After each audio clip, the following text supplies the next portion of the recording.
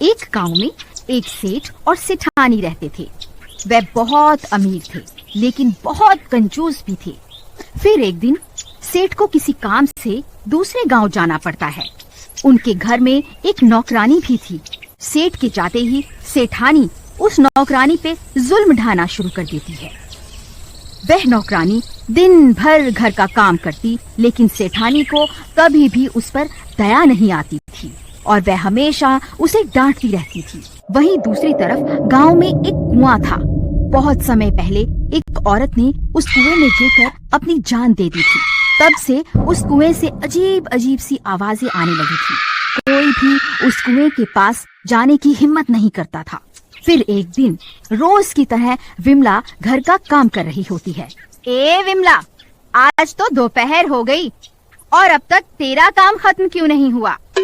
लगता है महारानी आज देर से सोकर उठी है। क्यों री, तेरा काम खत्म क्यों नहीं हुआ अब तक? नहीं मालकिन, ऐसा नहीं है। आज मेरी तबीयत कुछ ठीक नहीं है, इसलिए आज सुबह उठने में थोड़ी देर हो गई। मैं कल से जल्दी उठ जाऊंगी। आज हमारे घर कुछ मेहमानों ने आना है और घर में थोड़ा सा ही पानी बचा है। तू नदी से थोड़ा पानी भर कर ले आ। लेकिन मालकिन, अब तो शाम होने वाली है और नदी तो गांव से दूर है। मुझे लौटने में रात हो जाएगी। अगर आप कहें तो मैं कल सुबह सुबह पानी भर कर ले आऊं। नहीं, तेरा दिमाग खराब तो नहीं हो गया? तूने सुना नहीं कि मेहमानों ने आज आना है तो पानी की जरूरत भी तो आज ही होगी ना। मुझे नहीं पता, कहीं से भी 2 घड़े भरकर पानी लेकर आ। फिर विमला उदास परेशान मन से 2 घड़े अपने सर पर रखकर पानी भरने चल देती है। थोड़ी दूर चलने पर वह उसी चुड़ैल के कुएं के पास से गुजरती है। अरे, ये तो शाम हो गई। मुझे नदी से लौटने में जरूर रात हो जाएगी। क्यों ना इसी कुएं से पानी भर लूं। नहीं, गांव वाले तो कहते हैं कि ये भूतिया कुआं है। इस कुएं के अंदर चुड़ैल रहती है। अब क्या करूं? अगर नदी से पानी भरने जाऊंगी तो लौटते वक्त अंधेरा हो जाएगा। नहीं, इसी कुएं से भर लेती हूँ।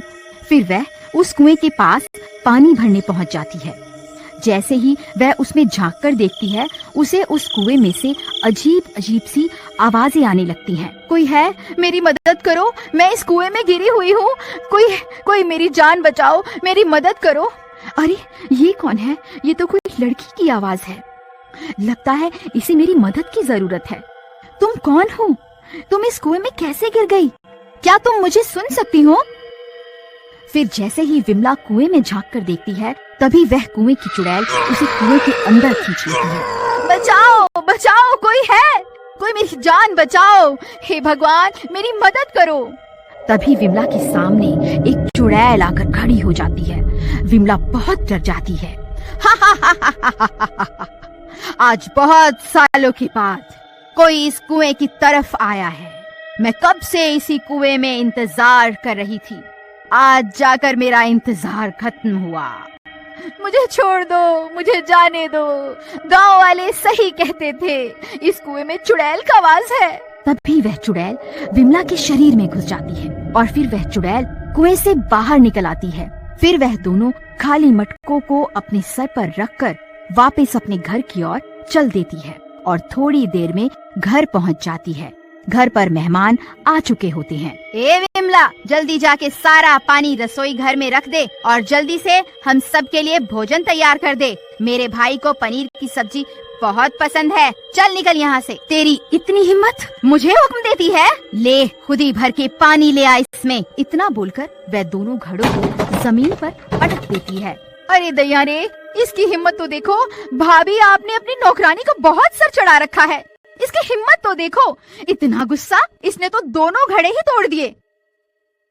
ए विमला, ये तूने सही नहीं किया। तूने मेरे मेहमानों के सामने मेरी बेइज्जती करके अच्छा नहीं किया। तुझे इसकी सजा जरूर मिलेगी। जल्दी से ये टूटे हुए घड़े समेट और जाकर खाना बना। अच्छा, तो अब तू मुझे हुक्म देगी? तेरी इतनी हिम्मत? मैं बहुत थक गई हूँ। चल जाकर मेरे लिए एक गिलास खून भर कर लेकर आ। भाभी, ये तो खून मांग रही है। आपकी नौकरानी खून भी पीती है? अरे तुम दोनों रुको, इसे मैं सीधा करता हूँ। ए नौकरानी कहीं की, लगता है तू ऐसे नहीं मानेगी। तभी बबलू चुड़ैल के बाल पकड़ लेता है और जोर जोर से उन्हें खींचने लगता है। क्यों? अब बोल। अभी तो बहुत बोल रही थी, अब तेरी बोलती कैसे बंद हो गई? तभी चुड़ैल उसके हाथ पर जोर से काट लेती है। अरे मर गए रे, ये भूखी तो मेरा हाथ ही चबा गई। हाय मेरा हाथ। अरे रेखा, ये देखो इस नौकरानी ने मेरा क्या हाल कर दिया। हाय बहुत दर्द हो रहा है। तेरी इतनी हिम्मत, तूने मेरे भाई का ही हाथ काट खाया? रुक, तुझे अभी बताती हूँ। फिर सेठानी विमला को सबक सिखाने के लिए आगे बढ़ती है। तभी विमला उसके बाल पकड़ लेती है। क्यूरी मोटी, तू मुझे सबक सिखाएगी? अब बोल, अब तेरी जुबान बंद कैसे हो गई? हे भगवान, इस विमला को आज ये क्या हो गया? ये तो किसी से भी नहीं डर रही। ए विमला, मेरे बाल छोड़ दे, नहीं तो अच्छा नहीं होगा। बबलू, बबलू, मुझे इससे बचाओ, मेरी मदद करो। फिर जैसे तैसे वह तीनों अपनी जान बचाकर वहाँ से भाग जाते हैं। बहन, ये तुमने हमारे साथ ठीक नहीं किया। भला कोई मेहमानों को अपने घर बुलाकर उनके साथ ऐसा व्यवहार करवाता है क्या? रेखा चलो, अभी यहाँ से चलो। बस बहुत बेइज्जती करवा ली, बस अब और नहीं। नहीं नहीं बबलू भाई, मुझे यहाँ अकेला छोड़कर मत जाओ। मैं अकेली इस घर में विमला के साथ नहीं रह सकती, ये मुझे मार डालेगी। तुम आज रात यहीं मेरे घर रुक जाओ, कल सुबह अपने घर चले जाना।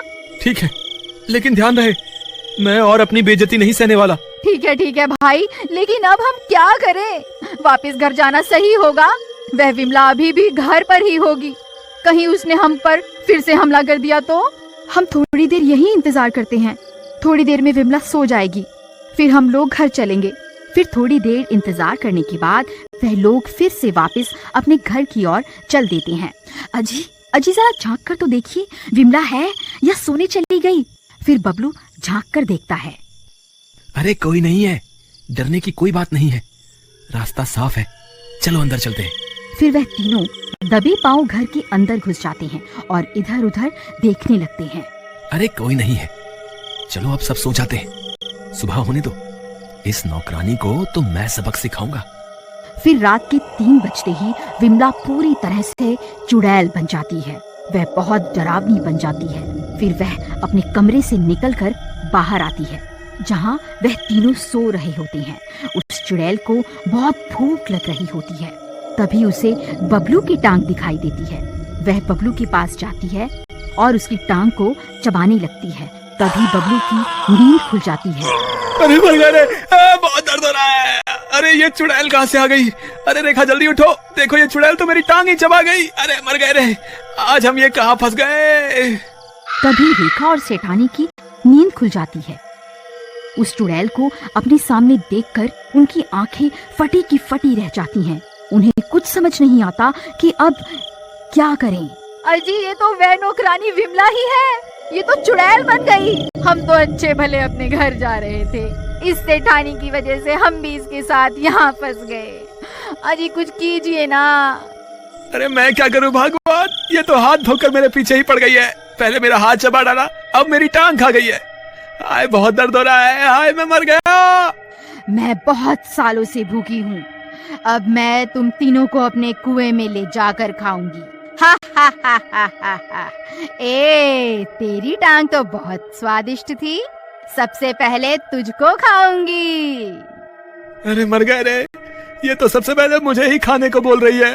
अरे भागो रे भागो, अपनी जान बचा कर भागो। अरे भागो रे, ये चुड़ैल तो पागल हो गई है, आज ये किसी को नहीं छोड़ेगी। अजी रुकिए, हमें यहाँ अकेला छोड़कर कहाँ जा रहे हैं? फिर वह दोनों भी बबलू के पीछे पीछे भागने लगती हैं। अजी ये आपने ठीक नहीं किया, मैं तो आपको बहुत बहादुर समझती थी। आप तो एक नंबर के डरपोक, आप मुझे वहाँ अकेला मरने के लिए क्यों छोड़कर आए? फिर इतना शोर शराबा सुनकर कुछ गांव वाले वहाँ पहुँच जाते हैं। अरे भाई क्या हुआ? तुम सब इतना घबराए हुए क्यों हो? तुम सब इतनी रात गए यहाँ इतना शोर क्यों मचा रहे हो? कहीं कोई चोर वोर तो नहीं आ गया? अरे नहीं भाई, हमारे घर की नौकरानी के ऊपर चुड़ैल का साया आ गया है। चुड़ैल ने उसके शरीर पर कब्जा कर लिया है। देखो उसने मेरी क्या हालत कर दी है। हम तो वक्त रहते वहाँ से भाग आए, नहीं तो वो हमें कुएं में ले जाकर कच्चा खाने की बात कर रही थी। क्या कहा भाई? कुएं में ले जाकर? कहीं वो कुएं की चुड़ैल तो नहीं जिसके बारे में सब गांव वाले बातें किया करते हैं? हे भगवान, मुझे तो लगता है ये उसी कुएं की चुड़ैल है। वो इतने सालों के बाद उस कुएं से आजाद हुई है। अब वो किसी को जिंदा नहीं छोड़ेगी। अरे भाई ऐसा मत कहो, तुम तो हमारी मदद करने के बजाय और डरा रहे हो। कोई तो उपाय होगा इस चुड़ैल से पीछा छुड़ाने का। भाई अगर हमें उपाय पता होता तो हम पहले ही इस चुड़ैल से छुटकारा न पा लेते। लेकिन भाई हमें कुछ ना कुछ तो करना ही होगा। वो चुड़ैल किसी भी वक्त यहाँ आती होगी। जल्दी से कोई तरकीब सोचो, कोई तो रास्ता होगा। इस चुड़ैल की कोई ना कोई कमजोरी तो जरूर होगी। ये चुड़ैल हमें कुएं में ले जाकर खाने की बात कर रही थी। चलो हम उसी कुएं के पास चलते हैं। और फिर वह सब लोग उस कुएं की ओर चल देते हैं और कुछ ही देर में वह लोग वहाँ पहुँच जाते हैं। अजी मुझे तो लगता है हमने यहाँ आकर बहुत बड़ी गलती कर दी। ये कुआं तो उस चुड़ैल का घर है, वह यहाँ जरूर आएगी। मुझे लगता है हमने यहाँ आकर अपनी मौत खुद ही तय कर दी है। ऐसा कुछ नहीं होगा। मुझे लगता है ये कुआं ही उस चुड़ैल की सबसे बड़ी कमजोरी है। ये उसका घर है। उसने सालों तक किसी कुएं में रहकर इतनी सारी शक्तियों को हासिल किया है। अगर हम इस कुएं में आग लगा दें तो जरूर उस चुड़ैल की सारी शक्तियां खत्म हो जाएंगी। चलो हमें देर नहीं करनी चाहिए, जल्दी से इस कुएं में आग लगा देते हैं। इसके अलावा हमारे पास कोई और तरकीब भी तो नहीं है। फिर वह सब मिलकर सूखी घास और पेड़ की सूखी टहनियों को उस कुएं में डालने लगते हैं। तभी उन्हें डरावनी डरावनी आवाजें आने लगती हैं। ये कैसी आवाजें हैं? कहीं वो चुड़ैल यहाँ तो नहीं आ रही? अरे मर गए रे, वो देखो वो चुड़ैल तो यहीं आ रही है। आलतू जलालतू आई बला को टालतू, आलतू जलालतू आई बला को टालतू। हे भगवान हमारी रक्षा करो। तभी उन्हें दूर से वह चुड़ैल आते हुए दिखाई देती है। वह सब लोग उसे देखकर बहुत डर जाते हैं। ए गांव वालों, अच्छा हुआ तुम मुझे यहीं मिल गए। तुम सबकी मौत तुम्हें यहाँ खींच कर लाई है। ए चुड़ैल, हम तुझसे नहीं डरते। मुझे तेरी कमजोरी के बारे में पता चल गया है। तू हमारा कुछ नहीं बिगाड़ सकती। मैं तुझसे नहीं डरता। रुक, तुझे अभी मजा चखाता हूँ। बबलू भाई थोड़ी कम हेकड़ी झाड़ो, ज्यादा हीरो मत बनो। जिस तरकीब को लेकर इतना उछल रहे हो ना, अगर वो तरकीब फेल हो गई तो सबसे पहले ये तुम्हें ही कच्चा खाएगी। चल डरपोक, चल भाग यहाँ से। तभी बबलू एक मशाल में आग जलाकर उसे कुएं में फेंक देता है। देखते ही देखते कुएं से आग की बड़ी बड़ी लपटें उठने लगती हैं। ए मूर्ख इंसान, ये तूने क्या कर दिया? नहीं नहीं, ऐसा नहीं हो सकता। अरे मर गई रे, ये मुझे क्या हो रहा है? फिर देखते ही देखते वह चुड़ैल भी जलने लगती है और कुछ ही देर में जलकर राख हो जाती है और विमला उस चुड़ैल के चंगुल से आजाद हो जाती है। विमला, तुम वापस आ गई? तुम ठीक तो हो ना? मुझे माफ कर देना, मैंने हमेशा तुमसे बदतमीजी से बात करी और तुम्हारे भोलेपन का फायदा उठाया। आज के बाद मैं तुम्हें कभी नहीं सताऊंगी।